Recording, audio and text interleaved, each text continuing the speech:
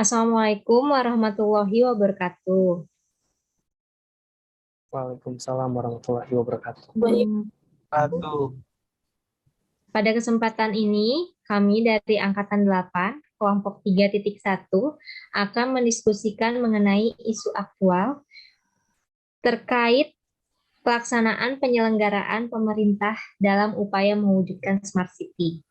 Sebelumnya, perkenalkan dulu, nama saya Ratri Widya Pratiwi, asal OPD-nya dari BPBD Kabupaten Karawang, selaku moderator.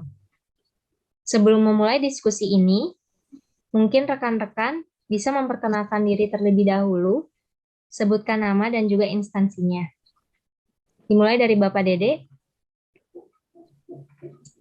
Ya, terima kasih Ibu. Perkenalkan, nama saya Dede Idam Setiawan dari OPD Krisna Trans, UPTD Balai Latihan Kerja. Selanjutnya, Perkenalkan, nama saya Ratna Wulandari dari OPD Disnaker Trans UPTD Balai Latihan Kerja. silakan Ibu. Perkenalkan, nama saya Ria Anindita Novarani dari OPD RSUD Kabupaten Karawang. Selanjutnya Bapak. Ya, terima kasih Ibu Ratri sebagai moderator.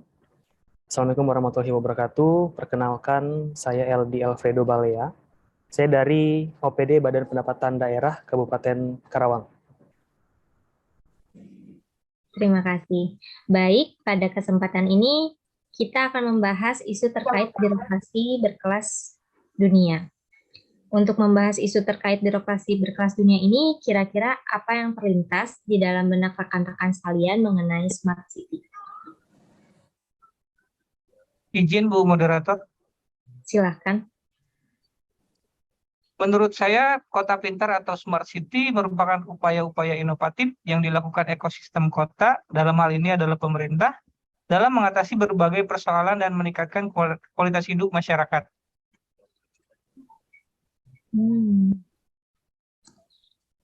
Izin Bu, Silakan. oke, saya mau memberikan pendapat saya. Kalau menurut saya, Smart City itu merupakan suatu visi pengembangan perkotaan untuk mengintegrasikan teknologi informasi dan komunikasi dengan teknologi internet untuk meningkatkan performance dengan cara yang aman untuk mengelola aset kota. Sekian pendapat saya. Ada lagi? Izin menambahkan, saya setuju dengan pendapat Pak Dede dan Ibu Ria. Saat ini perkembangan teknologi yang semakin pesat, di mana semua hal bisa dilakukan melalui sebuah perangkat teknologi yang terkoneksi secara online ke seluruh penjuru dunia, tentunya memberikan kemudahan akses informasi yang tak terbatas dalam semua bidang. Hal tersebut, jika diterapkan di lini kehidupan masyarakat, tentunya juga akan memberikan kemudahan-kemudahan dalam menjalankan aktivitas kesehariannya. Mohon izin rekan-rekan, mungkin dari saya sih tidak jauh berbeda dengan pendapat Pak Dede, Ibu Ria, juga Ibu Ratna. Jadi mungkin saya hanya menambahkan, bagi saya konsep Smart City ini membantu masyarakat yang berada di dalamnya dengan mengelola sumber daya yang ada dengan efisien dan memberikan informasi yang tepat kepada masyarakat ataupun lembaga dalam melakukan kegiatannya ataupun mengantisipasi kejadian yang tidak terduga sebelumnya.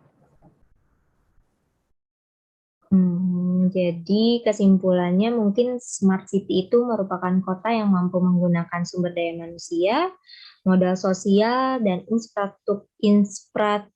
infrastruktur telekomunikasi modern untuk mewujudkan pertumbuhan ekonomi berkelanjutan dan kualitas kehidupan yang tinggi dengan manajemen sumber daya yang bijaksana melalui pemerintahan dengan berbasis partisipasi masyarakat.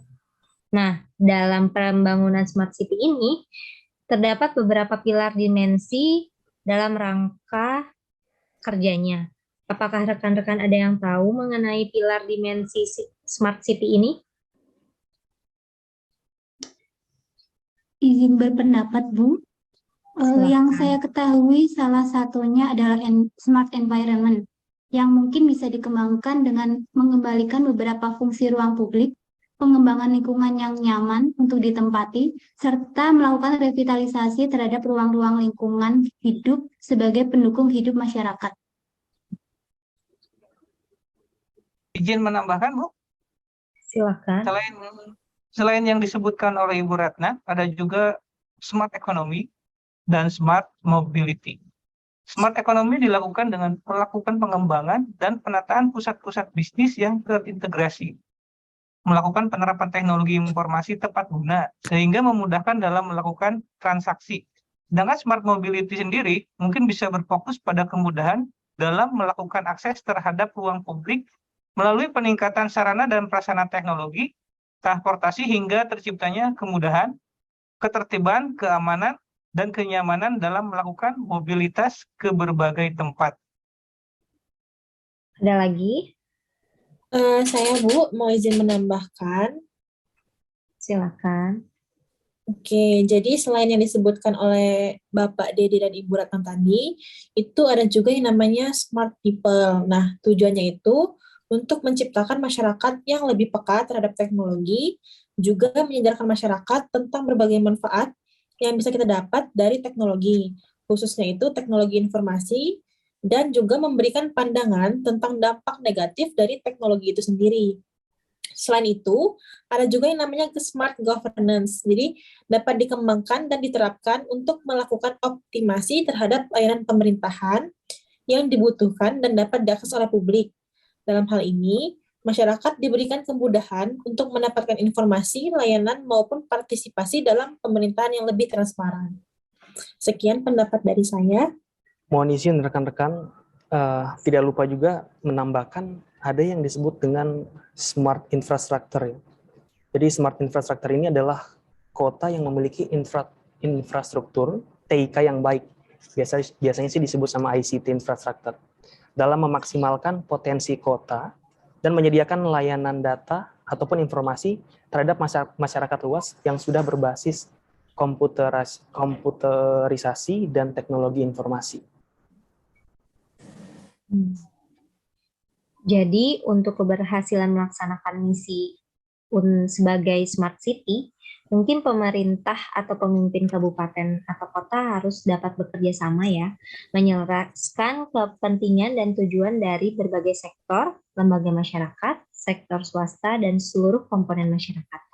Dengan kata lain, smart governance adalah hal utama dan mendasar yang diperlukan dalam pembangunan smart city, karena smart governance merupakan tata kelola pemerintahan yang cerdas, dengan tujuan untuk mewujudkan tata kelola dan tata pamong pemerintahan daerah yang baik, dan terus berupaya meningkatkan kualitas kinerja birokrasi melalui inovasi dan pemanfaatan teknologi. Nah, untuk sekarang ini, Kabupaten Karawang kan sedang mengusung Smart City. Jika dilihat dari pilar smart governance ini, apakah menurut rekan-rekan Kabupaten Karawang sudah optimal dalam pengembangannya?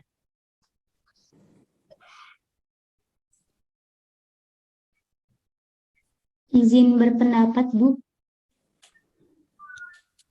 Menurut saya, Kabupaten Karawang belum optimal dalam pengembangannya dan masih harus terus berproses. Karena dilihat dari tempat saya bertugas sendiri, yaitu di Balai Latihan Kerja, masih ada beberapa bagian yang belum mengoptimalkan penggunaan teknologi terkini.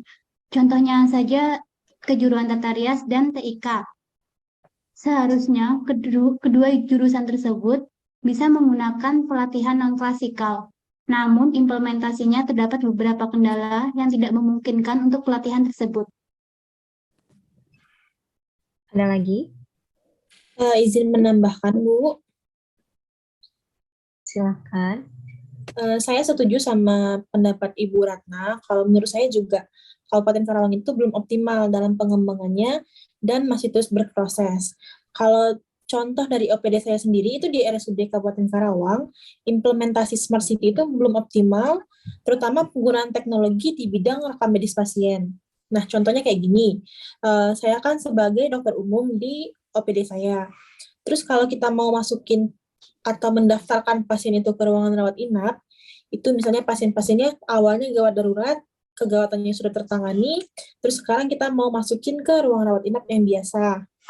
Nah, itu kita harus konsultasi dulu nih ke dokter spesialis. Konsultasinya itu biasanya via telepon. Tapi ada beberapa kondisi dokter spesialisnya itu tidak bisa menjawab telepon. Misalnya, beliau dokter bedah sekarang lagi tindakan nih. Jadi terpaksa kan kita harus konsultasinya itu via WhatsApp misalnya. Nah, kalau kita mau konsultasi via WhatsApp, itu kita harus ketik dulu. Ketik hasil jawaban pasien, misalnya kita tanya keluhan pasien, jadi keluhannya itu kita ketik, terus juga pemeriksaan fisik pasien itu kita ketik, hasil penunjangnya kayak ronsen, terus juga misalnya hasil labor, itu harus kita foto. Kayak gitu kan sebenarnya lumayan memakan waktu ya, sebenarnya. Cuma karena belum ada integrasi data juga untuk data-data pasiennya itu, jadi kayak gitu lumayan memakan waktu. Padahal kan sebenarnya mungkin kita bisa memanfaatkan teknologi, misalnya dibuat program untuk menyatukan data-data pasien, jadi misalnya dari labor, dari ronsen itu ada di misalnya satu jaringan tersendiri nih. Jadi dokternya tinggal buka, nggak perlu diketik-ketik lagi. Cuma ya itu, kalau misalnya kayak gitu kan, bisa jadi kita harus pakai internet. Nah, kalau pakai internet itu resiko bisa kena virus, bisa juga dibajak oleh hacker. Jadi data pasien tadi yang harusnya bersifat rahasia, bisa jadi bocor nih, diambil sama orang-orang yang tidak bertanggung jawab.